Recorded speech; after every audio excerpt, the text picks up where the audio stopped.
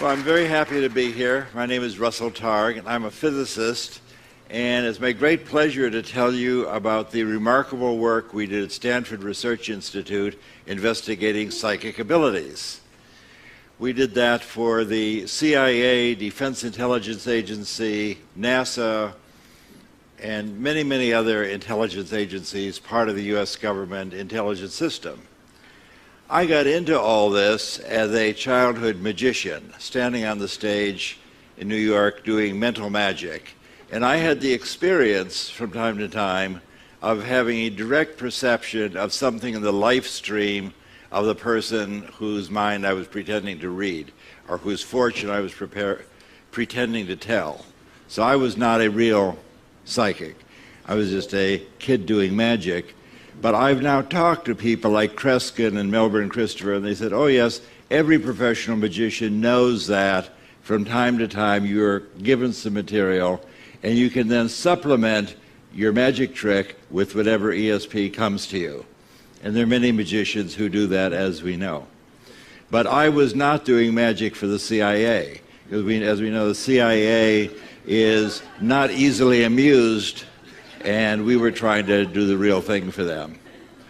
The work we did at SRI involved things like finding a downed Russian airplane in North Africa with code books on it, locating a kidnapped American general in northern Italy, looking into a Soviet weapons factory in Soviet Siberia, describing the construction of a huge Soviet submarine in northern Russia. And we even looked at on a Chinese atomic bomb test 3 days before it was scheduled to go off, and described correctly that it was going to fail. So we did quite a lot of useful things for the government during our 23-year program. The ability we're talking about is a natural psychic ability that we all have, in spite of what you may have heard to the contrary.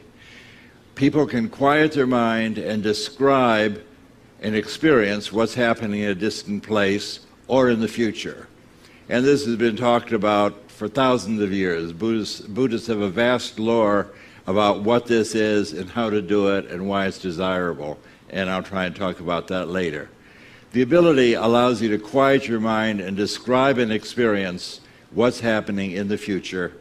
And you can do that independent of the distance. The most interesting thing that we found as physicists is that it's no harder to describe what's happening in Soviet Siberia 6,000 miles away than it is for you to describe the funny object I have in my pocket. 6,000 miles away does not decrease the accuracy or the reliability as compared with something nearby. Looking into the distance is no harder than looking at a contemporaneous event, and that's why this is called a non-local perception. Not quantum mechanical particularly. It pertains to the fact that we live in a non-local space-time described as scientifically most recently by Schrödinger in the 1920s and then proved in the 1970s and 1980s. So the idea of non-local connections is not new age. This is accepted in the physical community. The hottest topic in modern physics is exploring non-locality. It was described originally by the Buddhists 2,000 years ago, but modern physics has finally caught up. The leaders of the program that we had at SRI are all physicists. The physicists are taking over what used to be called parapsychology. The three leaders of the program were myself and Hal Puthoff, who are both laser physicists, and Ed May, who is a nuclear physicist. And we were eager that our scientific friends would not think that we'd gone off the rails into ESP research, so we made sure that we published everything we did, all of our experiments, in the world's most prestigious journals where we would normally publish our science. So we published our work in the Proceedings of the Institute of Electrical Engineers, the American Association for the Advancement of Science, the American Institute of Physics, and Nature magazine. So this is not, I just want to emphasize that at the time we were doing this work, this was mainstream, written up in the New York Times, published in the premier journals in the world. And I want to give you an idea of where I was when this all began. In the 1960s, I was a hardcore laser guy. And here I'm standing in front of a 1,000-watt carbon dioxide laser at my most mavericky self. I'm trying to convince the government that I indeed had 1,000 watts coming out of this 1-meter package. And you see how we've got a little meter bar there. Government thought it's impossible because their lasers were 100 times bigger than mine. So I had 1,000 watts over something a meter long. They thought that is impossible. So it's like a reprise of what I was going to do 10 years later, trying to convince the government that some other impossible thing actually happened. So in this case, the idea is that I have a big fire brick. I'm going to drill a hole right through it and then hand the skeptical government scientists this big brick with a red-hot hole right drilled through it, and I'll ask them, do you want fries with that? And eventually they supported our program. They couldn't deny the fire brick with a hole. Today we would consider that kind of thing a paranormal object. There's no way to create a red-hot hole with a fire brick because it's not flammable. So that's what I had done. That was my career. I've been in laser. I was a laser pioneer. I was working with lasers many years before there were any lasers. So this was the outgrowth of my earliest studies in graduate school. So the question that led to my recent book, I wrote a book with a provocative subtitle, A Physicist's Proof of Psychic Abilities. And the idea is that proof is evidence so strong that you can't statistically or reasonably deny it. That's what we mean by proof. You can't prove scientific things in the laboratory the way you prove mathematical theorems. You prove things in the laboratory by piling up so much evidence that it's simply unreasonable to deny it. So here we are in our laboratory, 1973. There's Pat Price in the middle. Pat Price was one of our great, great psychics. He was police commissioner of Burbank and retired. He's playing here with an ESP teaching machine that was the basis of our first NASA program. My idea was, can you offer feedback and reinforcement and help people improve their psychic ability with a little random game where you have to guess which picture will be illuminated? The answer is yes, you can learn. And the great good news for you today is that game is now available as a free application for your iPhone. So I posted that as a little gift. It's called ESP Trainer, and you can just download it and have it on your iPhone. It'll ring a bell when you get the right answer and show you a pretty picture. So that's Pat Price. Price was an extraordinary psychic. He lived in a psychic bubble. He was an inspiration for me as to what ESP looks like in an evolved person. We were once called by the Berkeley Police Department, where Patricia Hearst was kidnapped, and they said, we're so desperate, can you help us with your ESP program? It shows how desperate they were. And Pat Price and Hal Puthoff and I drove to Berkeley, and Price said, let's see your mug book. He's a no-nonsense guy, had been in lots of police stations. I want to see the picture book with all the usual suspects. He turned the page, page after page, and said, that's the guy, that's the ringleader. And he put his finger on Donald DeVries, who was indeed the ringleader. It was extraordinary. But they learned that only 2 weeks later. The police said, well, can you tell us something right now that'll help us? And Price said, would you like to know where the kidnapped car is? And they said, you're kidding. He said, well, so if you drive about 50 miles north on Bayshore Free on Highway 101, the kidnapped car is a white station wagon. It's on the right, parked by a diner across from two large white gas storage cylinders in the pedestrian overpass across the freeway. And one of the detectives said, well, I know where that is. That's on my way to my home in Vallejo. 20 minutes later, they had found the car, and there were still cartridges rolling around on the floor of the car. That's as close to magic as I've ever seen in my 20 years in the laboratory. And the other folks there are Bob Monroe, who wrote about journeys out of the body, how to go from remote viewing to an out-of-body experience, but that's outside our schedule for today.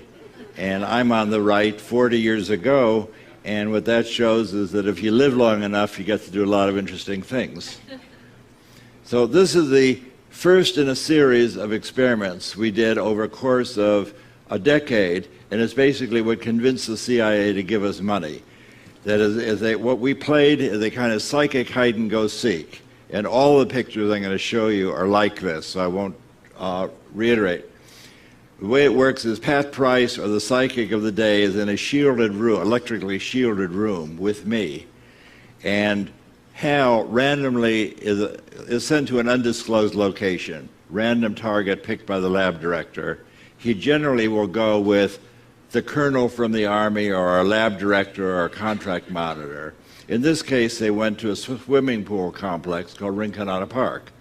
Price with me said, I see a water purification plant, I see a square pool 65 by 80, and a round pool 100 feet in diameter, and 2 water storage tanks. That's what I see, and that's what he drew on the right.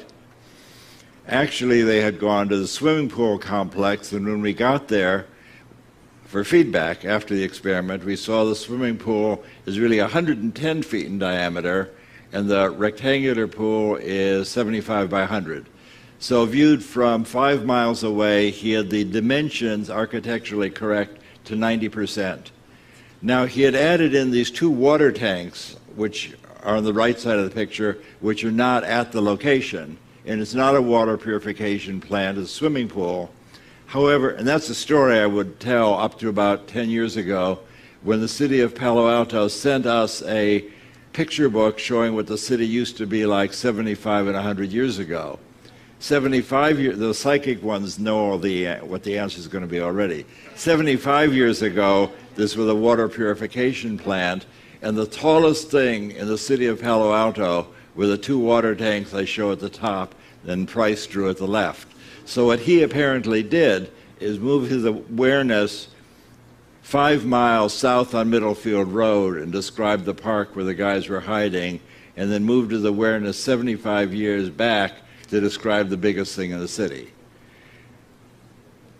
Off my schedule, I got to tell you, he also described a National Security Agency code facility in Virginia. And he described that and was able to read the file folders. And people wanted to know, why did you pick this to read? And he said, well, the more in psychic space, the more you hide something, the brighter it shines. So let that be warning to anybody who's having an affair.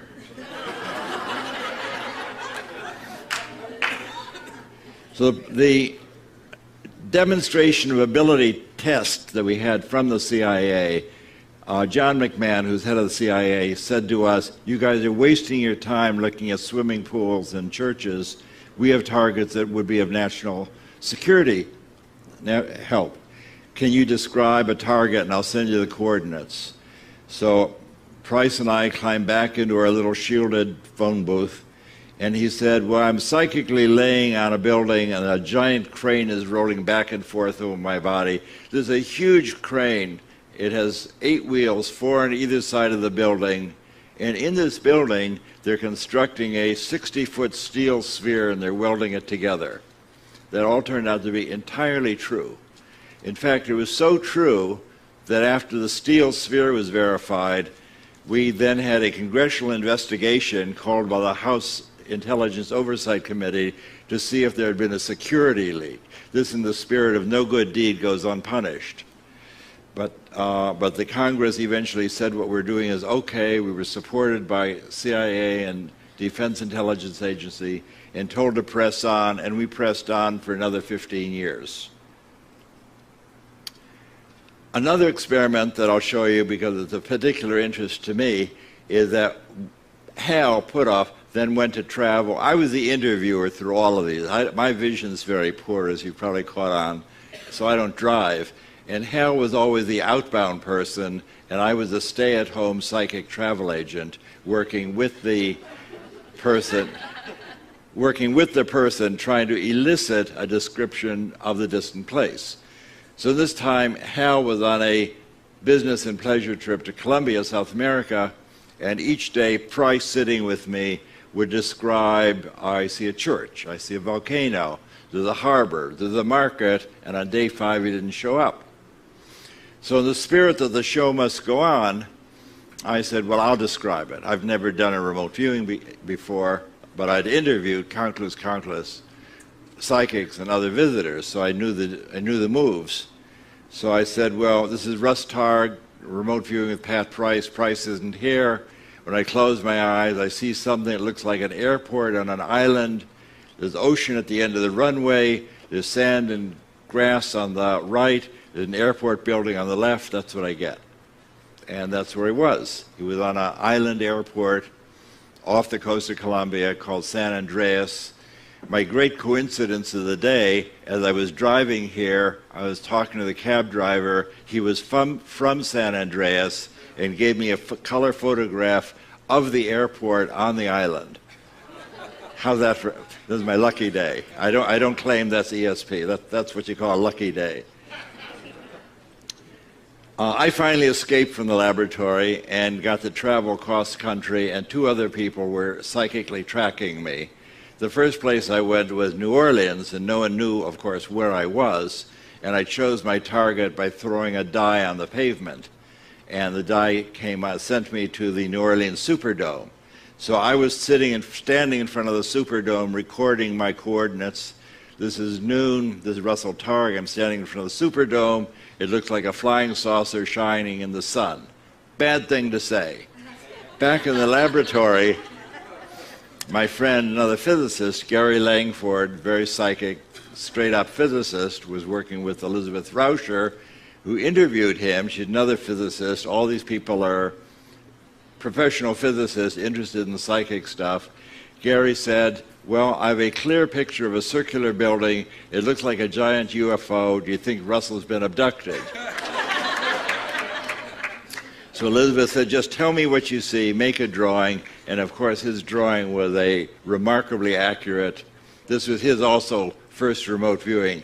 Gary just came in and said, well, I've been doing this all my life, avocationally. That's how I was an analyst, photo analyst, looking at specks of buildings and describing what's inside. So he was experienced to look at fuzzy images, but here we just took away the image, but it didn't interfere with his ability at all. Our great pleasure was then to have this Army intelligence ask us to train, to set up a psychic Army Corps, something like in the men who stare at goats, but not quite. No goats were killed in our program. But we chose 6 Army officers to work with us from a big group that we interviewed, Hal and I interviewed. One of those was Joe McMoneagle, Joe is still alive and is probably the greatest living psychic today, prodigious psychic. And his first trial, sitting with me, what's this remote viewing stuff? All of these people are basically tough Army officers, showed up in their boots and leather jackets and their patches and their backpacks. What's this psychic stuff? What do you want me to do? Betting their careers that this is a new, interesting juncture for them. So I described remote viewing, as I always do. I've been doing workshops now for 20 years. My ritual, the shibboleth, is close your eyes, quiet your mind, and describe the surprising pictures that appear in your awareness. Don't try and name it. Don't try and guess. Just describe the surprising images. And that language was understood 1,200 years ago and appears in Patanjali's guide, Self-Liberation for Seeing with Naked Awareness.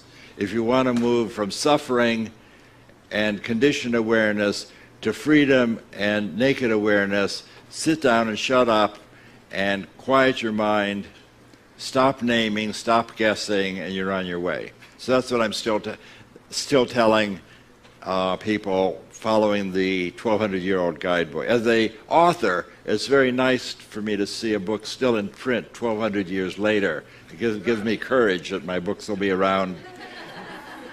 So Joe drew this picture. He said he and his colonel went with Hal Puthoff.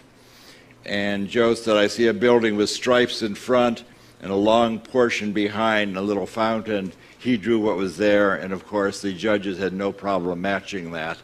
With our 6 Army officers, that I'll describe later, there's 6 people who had never done this before. I had them each do 6 trials a week, and we had each one, so we had 30 for 6 weeks, so we had 36 trials. You'd expect them to get 6 first-place matches by chance. We got 19 first-place matches, and they set up the Psychic Army Corps and ran another 15 years. They had 30 people on the East Coast working in tandem with the SRI group. So this is Hella Hamid. The funny story with her, Hella's my dear friend for 2 decades before the SRI program, and they said, well, Pat Price is a fantastic psychic. Ingo Swann is the one who taught us how to do remote viewing. We want to see what a control person is. CIA said, what does an ordinary person do? Well, Hella's not exactly ordinary. She's a woman of the world, speaks many languages, professional photographer, but she thought it would be very amusing to be hired as a psychic of the various things that she had done in her life. So she came to work with us. The bottom line is she became the most proficient and most reliable person in the program for the decade, our control subject. Her first trial with me, as you catch on now, we're sitting in a shielded room. Hella says, when I close my eyes, what comes into my view is squares within squares within squares. That's what Hal Puthoff sees, and he was at a pedestrian overpass. Hella's 9 trials were even more significant than Pat Price's 9 trials.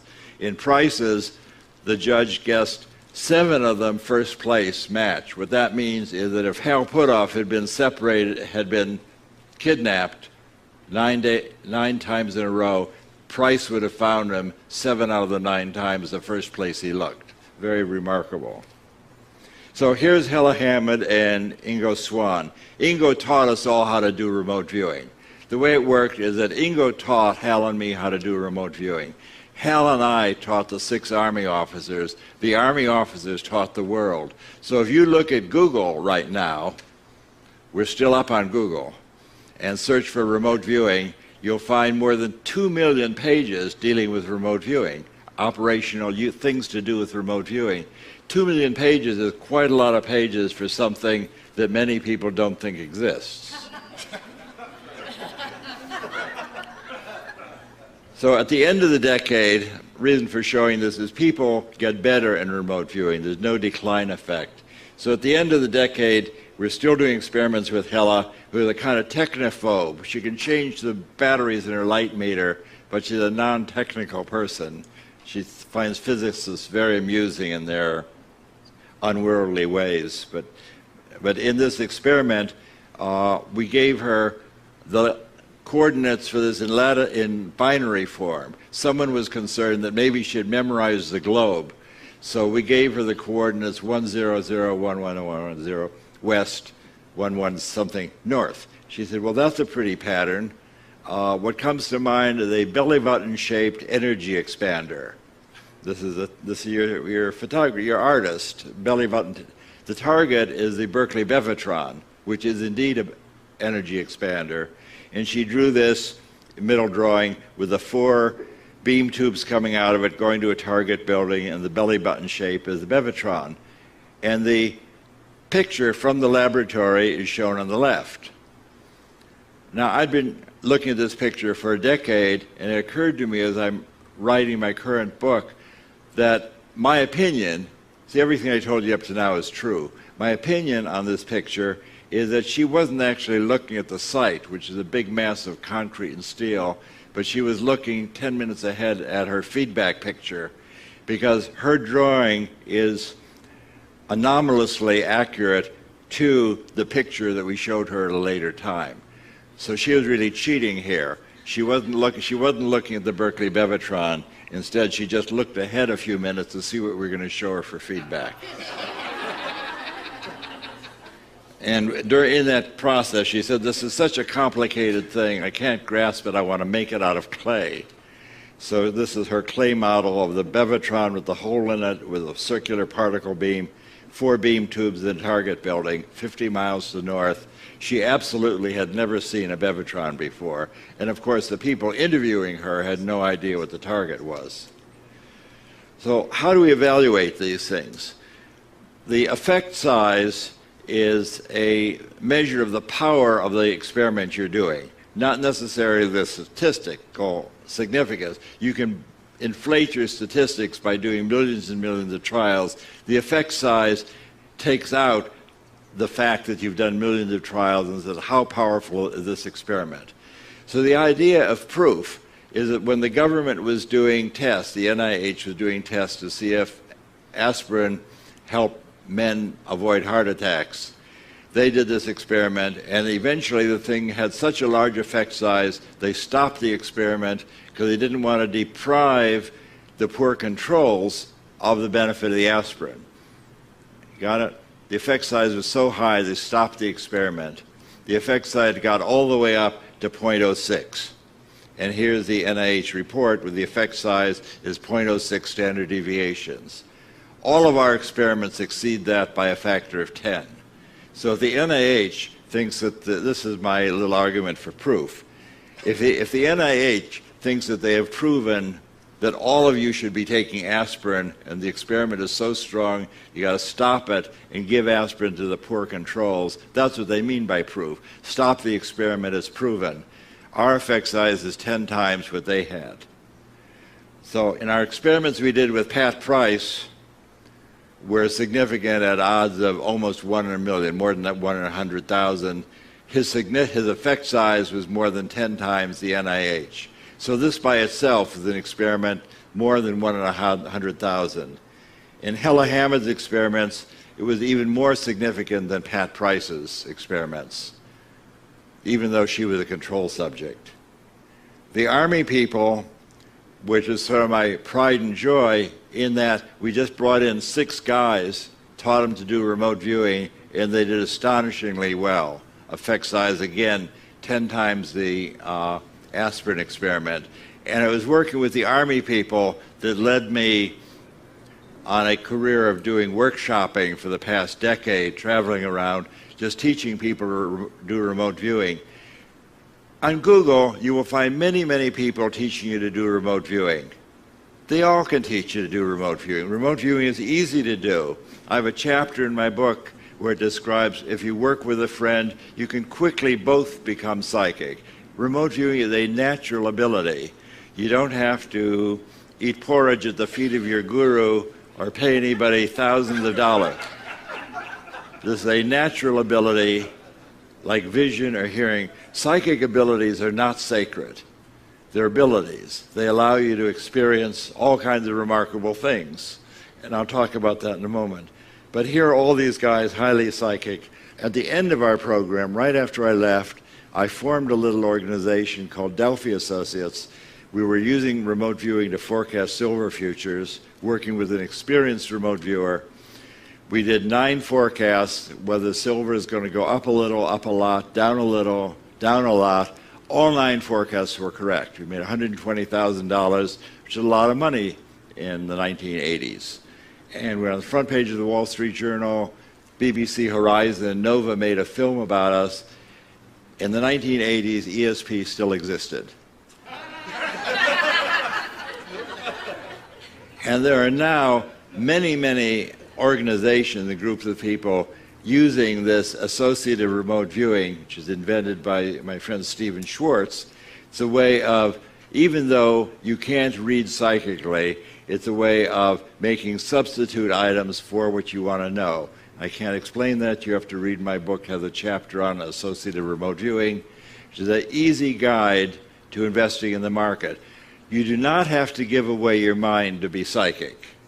That's not required. You can be discerning and be psychic. I recommend that. So you have to decide now. I've given you a sample of what we did during the first decade of SRI. We did experiments for the government. We did operational things, finding all sorts of, we even looked in on the American hostages in Iran.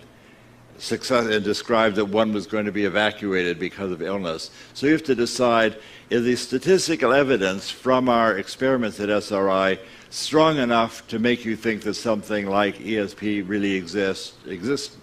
Or do you think it was just our lucky day and we were successful in fooling the American intelligence establishment for 23 years? and live to tell the tale. So you get to decide which of those is more likely. Now, you can use remote viewing these days to find your car keys. We just had an example of using remote viewing and not finding the car keys, and that happens also. Or you can find a parking place, even in Los Angeles, and we were exemplary successful doing that yesterday. So you can find your car keys, find a parking place, you can make money in the stock market, and my opinion is that the most important thing you can do with remote viewing is discover who you are. Now, it's important for me to tell you that remote viewing is not a spiritual path. But if you learn to quiet your mind and move your awareness into timeless awareness, you are likely to begin to experience things that surprise you, give you another view of reality. For example, if you look in the mirror in the morning and think that who you see in that mirror is who you really are, you're in for a lot of suffering, in my experience. My opinion is that who you really are is non-local awareness, independent of space and time. You are that awareness that allows you to move your experience, to move your consciousness, to move your perception anywhere in the world, independent of space and time. And this was described in great detail, as I mentioned, by the great Buddhist teacher Padmasambhava in the 8th century, where he said, you have to give up your desire to name things and grasp onto them and guess what they are, because in the universe it's really empty of names, as you may have noticed. But you can give up your desire to defend your ego and what it says on your business card in conditioned awareness. And if you think that you may not be made entirely of meat and potatoes, then you can move your awareness into naked awareness, experience the universe as it is, and find a transcendent way to experience the world. And my invitation for you is to explore this transcendent place, and then as a scientist next year you can come back and tell us what you experienced. Thank you.